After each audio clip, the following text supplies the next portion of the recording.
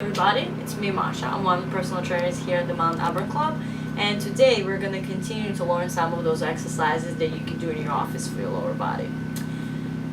There was a video that we made before that focused on the glutes, hamstrings, and quads, which was a squat.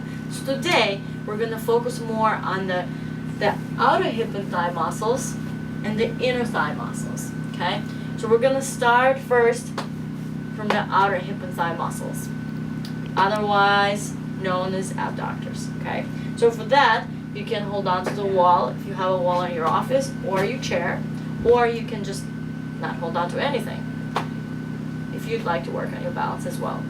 I'm gonna choose to hold on to the chair. I think in the beginning it's good to hold on to something so you can get the form correctly. So I'm gonna work my outside leg here, outer hip and thigh. So I'm gonna stand on my inside leg, and I'm gonna make sure that my inside leg, the knee on it, is slightly bent. Once I'm in the right position, I'm gonna lift my outside foot. I'm gonna flex it, meaning point the toes toward my face. I'm gonna turn those toes slightly down, okay, slightly in. And once I'm in this position, I'm gonna lift that leg out to the side and bring it back down to the starting position. I'm gonna lift that leg out to the side and bring it back down. And you really don't have to lift it really high, just to the point where you start feeling your muscles here working, okay? You wanna make sure you're pulling the belly button in, squeezing the glutes to make sure we're working that core. I'm gonna do it again. I'm gonna lift, I'm gonna lower. The other important point is that I'm not leaning to the opposite side to kind of help myself lift that leg. So really the leg should be the only part of my body moving right now, okay?